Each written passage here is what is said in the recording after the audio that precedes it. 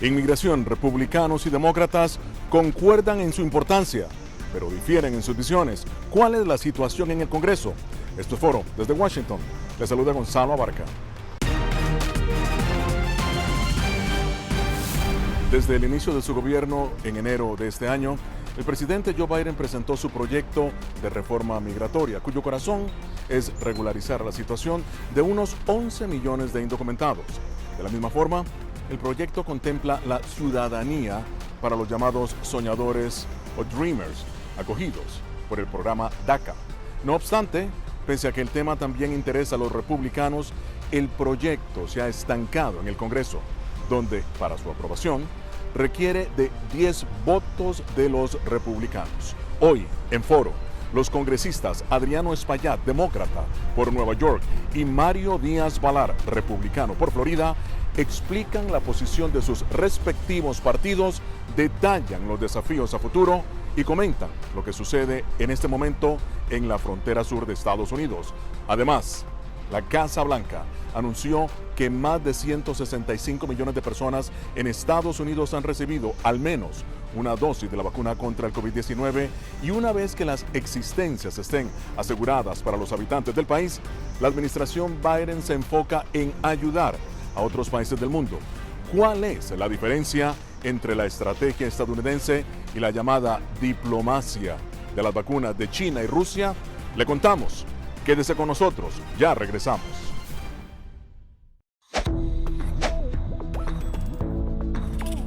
La Organización Mundial de la Salud asegura que las mascarillas son esenciales para eliminar la transmisión del nuevo coronavirus y salvar vidas. Por ello, recomienda su uso cuando se está en lugares concurridos, donde no se pueda mantener el distanciamiento social y en lugares con poca ventilación. Cuando se habla de mascarillas para protegerse del COVID-19, se refieren generalmente a la mascarilla quirúrgica, el respirador N95 o las de tela. Las mascarillas quirúrgicas planas, rectangulares y desechables protegen al portador de gotas de partículas grandes del virus e impiden que los enfermos la esparzan cuando tosen o estornudan. Los expertos advierten que solo deben ser usadas una vez. El respirador N95, de forma oval y más ajustado a la cara, tiene una válvula de exhalación que ayuda con la humedad y el calor cuando respiramos. Además de filtrar partículas grandes, puede impedir que pase el 95% de las partículas pequeñas de virus y bacterias. Ante la escasez, muchos han recurrido a hacer sus propias mascarillas y en efecto los expertos confirman que estas mascarillas caseras pueden ser efectivas. Las mascarillas nos pueden servir como una barrera aislante para las secreciones, pero tener mucho cuidado porque hemos visto gente que usa la mascarilla, pero al acomodarse la mascarilla se está tocando la cara y eso es justamente lo que queremos evitar, es que la gente se esté tocando la cara en estos momentos porque cuando uno está en lugares públicos puedes estar pasando la mano por una superficie que ha sido tocada por otras personas y que puede estar contaminada y luego sin querer te puedes llevar la mano a la cara. Para más información visita nuestra página web y síguenos a través de las redes sociales bajo @Voz de América.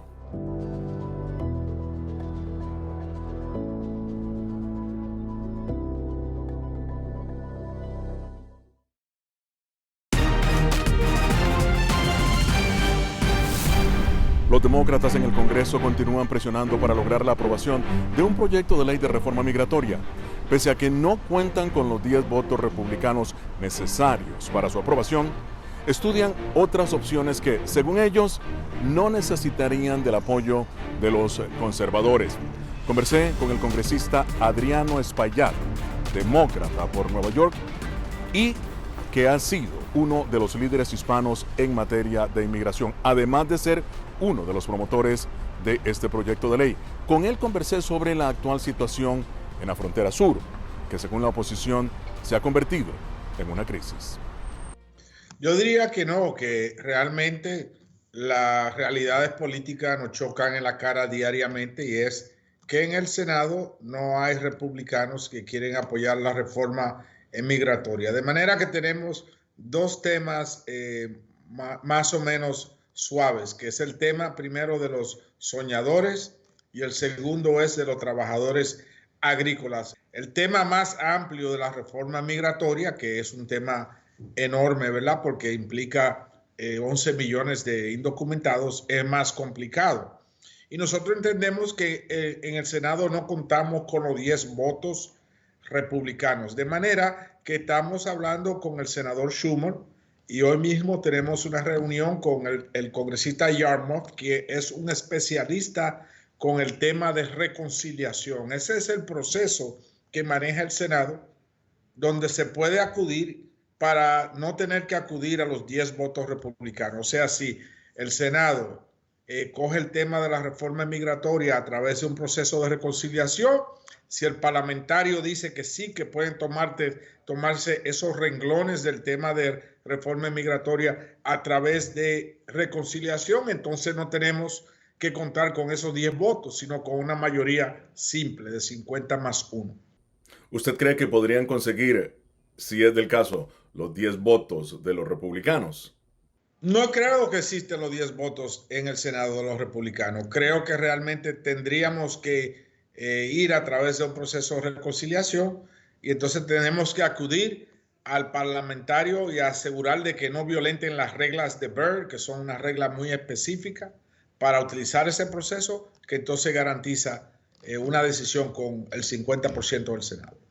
Congresista Espaillat, usted ha sido uno de los abanderados de la Fuerza Latina en el Congreso y es precisamente el tema de Centroamérica, de México, el que está siendo fuertemente criticado por muchos, la forma en que el presidente Joe Biden está enfrentando esto. ¿Usted cree que el presidente está fallando en el tema de México y Centroamérica en este momento, el tema de inmigración? Yo creo que realmente tenemos que llegar a las raíces de la dinámica migratoria. Algunas son raíces de personas que le huyen a la violencia, a las pandillas, otras al desempleo o hasta temas ambientalistas. Y yo creo que nosotros estamos actuando correctamente, ver cómo podemos ayudar a esta región. Yo me reuní esta semana pasada con un grupo de empresarios guatemaltecos porque entiendo que la creación de empleos y cómo ayudamos a Guatemala y a otros países en la región a crear fuentes de empleo podría ser también parte de la solución del tema de migración en esa región. La vacunación, le hemos abogado al presidente, le hemos pedido al presidente Biden que con el exceso de vacunas que tenemos, que son 88 millones de vacunas en exceso que tenemos, que primero le demos ayuda, auxilio a los países de Centroamérica y también el Caribe, que son países donde muchas personas viajan regularmente de aquí para allá y de allá para acá. Usted que ha encabezado esa delegación de congresistas solicitando la donación de vacunas hacia el Caribe y Latinoamérica, ¿qué recepción ha tenido por parte de la Casa Blanca, congresista? Positiva, y ya estas semanas aceptaron de que sí, que van a comenzar a entregar las vacunas a otros países. Esperamos que la prioridad primero sea Centroamérica y el Caribe y que se le dé suficientes vacunas para que tenga un impacto positivo en torno a la pandemia en esos países. Continúan llegando a la frontera miles de personas precisamente del Triángulo Norte. Sin embargo, el problema de la corrupción rampante en estos países es un agravante, si se quiere, para una solución. ¿Qué lectura hace usted sobre este problema de la corrupción, congresista? El tema de la corrupción sigue rampante en esa región y en otras regiones del mundo. Incluso nosotros aquí tampoco somos exentos del tema de la corrupción, de manera que no podemos predicar en calzoncillos, como dicen, porque aquí también hay problemas de corrupción. Pero sí me concierne que el presidente Bukele, que a quien yo vi como un joven brillante, ¿verdad? Y lo vi con tantas posibilidades, se vea en una encrucijada, no necesariamente de corrupción, pero de un cuestionamiento de su apego a la democracia. Un joven que recibimos aquí, incluso antes de su juramentación, yo lo vi con buenos ojos y pensé que iba a ser un gran, y puede ser todavía un gran líder para ese país. Sin embargo, ha tomado medidas un poco controversiales en torno a la democracia y y el aspecto sagrado de la democracia, que no se debe tocar ni con el pétalo de una flor. Pero en otros temas también hay vínculos con el narcotráfico, corrupción en algunos países que naturalmente hace las cosas más difíciles. El Caribe, una región sobre la cual últimamente no se ha hablado mucho, congresista. Sin embargo, prevalecen problemas de falta de empleos, pobreza y también de inmigración. ¿Qué solución propone usted desde el Congreso para esta situación? Bueno, el Caribe tenemos que trabajar más fuerte con la cuenca del Caribe, enfrentando el crimen organizado ahí, la seguridad pública, particularmente en los centros urbanos, crearles. Yo creo que tanto Latinoamérica como el Caribe tiene el potencial de abastecer a los Estados Unidos con un sinnúmero de productos y de servicios. Nosotros realmente vimos en la pandemia cómo tuvimos que acudir al continente de Asia, a la China incluso, para que nos brindaran mascarillas, guantes y otros equipos importantes para combatir la pandemia. Eso no debe de suceder. Nosotros tenemos aliados aquí mismo en el hemisferio que deben de estar produciendo estos productos y estos servicios que nos ofrecen a nosotros a un costo, yo diría, hasta a lo mejor más bajo por el aspecto del transporte. De manera que nosotros tenemos que reinventar el hemisferio y tomar una posición de liderazgo en el hemisferio, pero con hechos, no con palabras, ¿verdad? Liderando en proyectos reales que puedan desarrollar el comercio y la economía de esos países. Congresista, sin embargo, muchas personas empiezan a criticar al presidente Biden de que ha dejado a Latinoamérica un poquito atrás, si se quiere. ¿Está de acuerdo con eso? No, bueno, él asignó a la vicepresidenta, quien de hecho va a viajar ahora a Centroamérica, y no ha manifestado. Nosotros nos reunimos con él hace 2 semanas en la Casa Blanca para hablarle de temas muy importantes del Caribe, Latinoamérica. Yo sé que él entiende que Latinoamérica y el Caribe son los vecinos y aliados tradicionales de los Estados Unidos que se deben de preservar.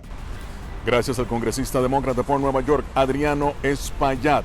Y al regresar, les presentamos la visión republicana sobre la situación de la inmigración en Estados Unidos. Pero bueno, Gonzalo, no sé si un esfuerzo o más que todo jarabe de pico, porque hablaron de una legislación, presentaron legislación, parece que no tienen apoyo ni dentro de la mayoría demócrata. Esto es Foro de la Voz de América. Ya regresamos.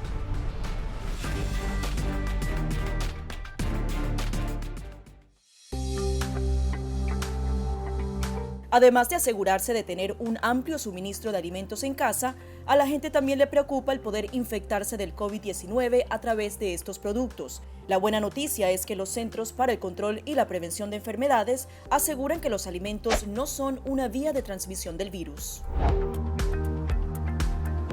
Expertos en seguridad alimentaria aseguran que es poco probable, ya que el virus no se multiplica en los alimentos, pero sí es posible que el virus pueda acabar en los productos si alguien infectado tose o estornuda sobre ellos o si tiene el virus en sus manos y los toca. Según la Organización Mundial de la Salud, el virus es probablemente susceptible a las temperaturas normales de cocción. Por eso no es necesario cocinar los alimentos de forma diferente a lo que normalmente se hace. Lo sugerido es 145 Fahrenheit para cerdo, carne asada, filetes, chuletas y pescado, 160 para el huevo y la carne de res y 165 para aves, carne molida, guisos y sobras. Algunas personas piensan que sí, ya que los primeros casos fueron vinculados a un mercado de animales vivos en China. Sin embargo, no hay evidencia de que esto sea cierto. Según un artículo en la Revista Internacional de Higiene y Salud Ambiental, los principales síntomas han sido fiebre y aquellos relacionados con las vías respiratorias. Por lo tanto, el modo de transmisión debe ser respiratorio. En general, los restaurantes tienen normas de seguridad alimentaria que deben seguir, sobre todo para evitar la transmisión de 5 bacterias y virus transmitidos por los alimentos. Esas normas evitarían que el nuevo coronavirus se introdujera en su comida. Para más información, visita nuestra página web y síguenos a través de las redes sociales bajo @Voz de América.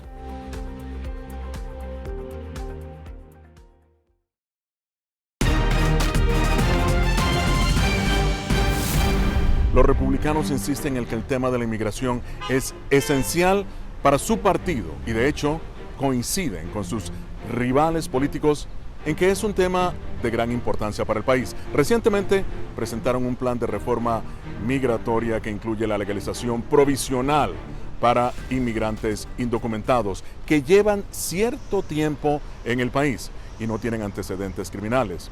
Sobre esto conversé con el representante por Florida, Mario Díaz Balart, quien ha instado a sus colegas a trabajar juntos para lograr una solución permanente al problema de la inmigración. Le pregunté por qué, pese al interés bipartidista, aún no se logra un acuerdo. Porque no ha habido un esfuerzo serio de parte de la mayoría del Partido Demócrata. Hay un grupo de nosotros que siempre estamos dispuestos y trabajamos en una forma bipartidista en un sinnúmero de temas. Y estamos dispuestos a trabajar en el tema de inmigración también, pero es que han rehusado hablar con nosotros. Es interesante, pidieron mi número de teléfono para llamarme y después nunca me llamaron. Así que de nuevo, para llegar a un acuerdo bipartidista hay que trabajar con miembros de ambos partidos y hasta ahora esto ha sido un esfuerzo, pero bueno, Gonzalo, no sé si un esfuerzo o más que todo jarabe de pico, porque hablaron de una legislación, presentaron legislación, parece que no tienen apoyo ni dentro de la mayoría demócrata y no están dispuestos a hablar con los republicanos, por lo tanto, esto no parece un esfuerzo serio, es solamente jarabe de pico, algo que hemos visto, por cierto, no solamente del Partido Demócrata, pero también en el pasado del Partido Republicano, pero es muy triste porque es un tema que hay que resolver. Ahora, ¿aceptarían ustedes los republicanos aprobar partes del plan del presidente Joe Biden? No se puede hablar del tema de inmigración sin darse cuenta de la realidad que existe en la frontera sur. Ahora mismo hay una crisis humanitaria, una crisis también para la seguridad nacional de los Estados Unidos y una crisis para el Estado de Derecho. Así que eso es parte de lo que tenemos que resolver. Uno no puede pretender tratar con este tema y evitar hablar del gran elefante en la habitación, que es la crisis en la frontera sur. El presidente Biden dijo que él quería tratar con estas personas de una forma más humana. Lo que está haciendo no es humano, es realmente lo más inhumano que hemos visto. Se hablaba mucho de las llamadas jaulas bajo la administración previa. Eso no se compara con el horror que está sucediendo ahora con las personas en la frontera sur de los Estados Unidos. Congresista, el presidente Joe Biden ha dicho que la frontera sur permanece cerrada y que su mensaje ha sido efectivo para que no continúen llegando personas de Centroamérica a la frontera. Bueno, eso es difícil de entender. O está totalmente en otro mundo o no le está diciendo la verdad al pueblo. Los números no dicen mentiras, las estadísticas no dicen mentiras. Hay una crisis de proporciones históricas como este país nunca ha visto. Es una crisis para los Estados Unidos, pero también estamos viendo un incremento masivo de víctimas en la frontera, particularmente de las niñas que están siendo acosadas sexualmente o hasta violadas sexualmente en números que no se había visto en el pasado. Eso es la realidad. Alguien puede pensar y puede ver las imágenes de lo que están ocurriendo en la frontera sur y pensar que la frontera está en orden, es que está cerrada. Por favor, esto es algo que suena como algo de locos, ¿no?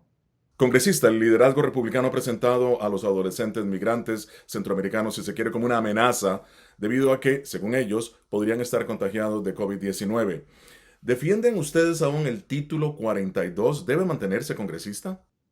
Es interesante lo del COVID. Se han cerrado muchas de las fronteras, pero las personas no se sabe qué porcentaje de las personas que están entrando a través de la frontera irregularmente pueden tener COVID. Los pocos que se han analizado, ahora lo que sí sabemos es que de entre los pocos que sí se han hecho los análisis, un grupo bastante elevado de esas personas tienen el COVID. Y por lo tanto, eso es algo que nos debería preocupar a todos. Lo importante, lo que nosotros queremos son varias cosas. Número uno es proteger el Estado de Derecho, que es la razón que todos los inmigrantes hemos a través de generaciones llegado a los Estados Unidos, porque aquí existe un Estado de Derecho y se cree o no en el Estado de Derecho, número uno. Número dos, no es humano lo que le está haciendo esta administración a las víctimas que están tratando de llegar aquí, porque estamos viendo violaciones muy serias, particularmente violaciones sexuales de menores. Y tercero, estamos viendo un incremento masivo de drogas ilícitas que están ahora llegando a través de esta frontera. Por cierto, muchas de ellas vienen de China primero, después a través de la frontera sur. Esas son drogas que están matando a individuos americanos y otros aquí en los Estados Unidos diariamente. Eso no se puede permitir.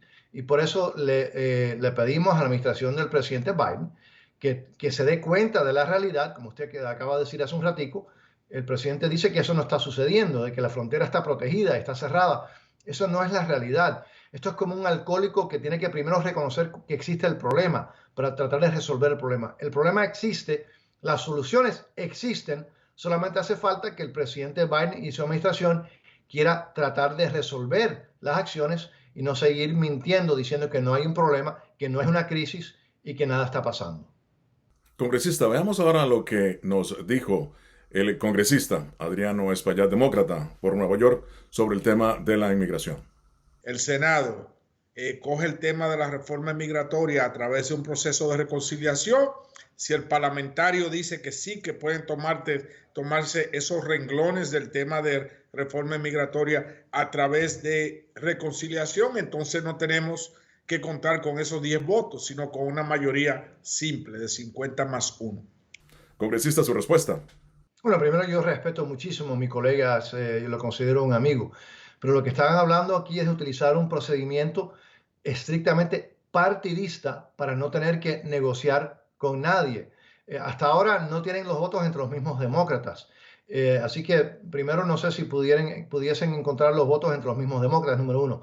Número dos, yo no creo que en el Senado se pudiese permitir, porque eso es algo que estrictamente se tiene que utilizar con temas del presupuesto.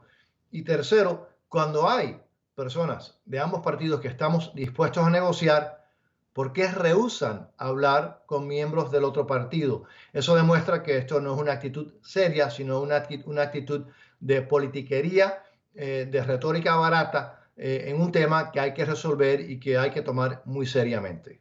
Vamos a aclarar la posición del Partido Republicano con relación a los Dreamers. El presidente Biden recientemente reuniéndose con un grupo en la oficina Oval, asegurando de que los demócratas los apoyan 100% y es necesaria la reforma migratoria. ¿Cuál es en este momento la posición de ustedes? La gran mayoría de nosotros pensamos que a los soñadores, a los Dreamers, hay que regularizarlos y normalizar su estatus.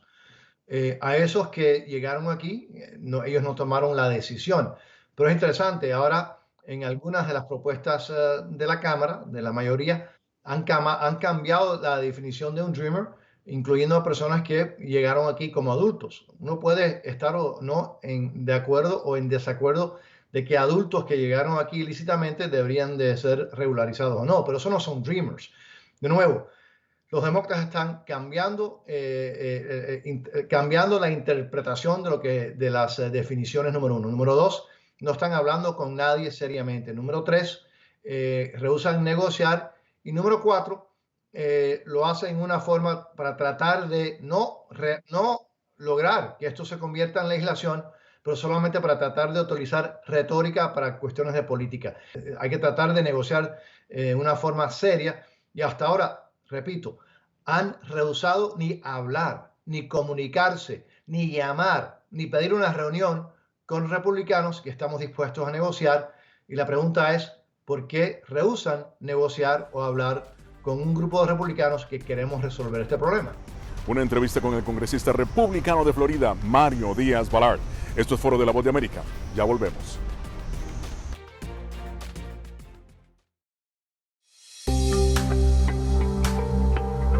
En medio de la pandemia del COVID-19, muchos quieren saber cómo darle una mano a su sistema inmune. El que va a realmente combatir el coronavirus es nuestro sistema inmune, que es nuestro sistema de defensas que va a luchar contra el virus cuando aparezca. Aquí te damos 5 consejos sencillos para mantener tu sistema inmunológico funcionando de manera óptima. Consume una dieta rica en frutas y verduras que incluya alimentos con un alto contenido de vitaminas A, B, C, D y E, así como los minerales hierro, zinc y selenio. Una alimentación saludable reduce el riesgo de adquirir enfermedades crónicas, también reduce la probabilidad de depresión y ansiedad. No solo mejora tu perfil cardiovascular, sino que también reduce la presión arterial y ayuda a controlar el peso. La OMS recomienda unos 30 minutos al día, incluso repartidos entre 3 sesiones. Muchos entrenadores ofrecen ahora cursos en línea, a veces incluso gratis. Mientras dormimos, se reparan las células, se eliminan las toxinas, se procesa la información y se fortalece nuestra memoria. Para la mayoría de las personas, de 6 a 9 horas de sueño son suficientes.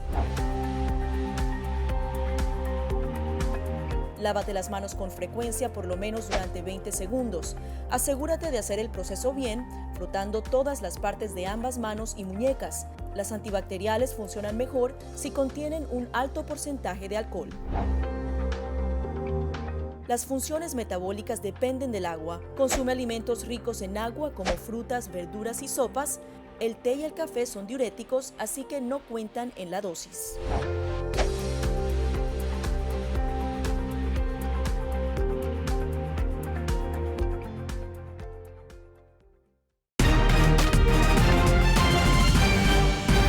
La Casa Blanca asegura que más de 165 millones de personas en Estados Unidos han recibido al menos una dosis de la vacuna contra el COVID-19 y que el país se trazó la meta de declarar inmunidad colectiva para el 4 de julio.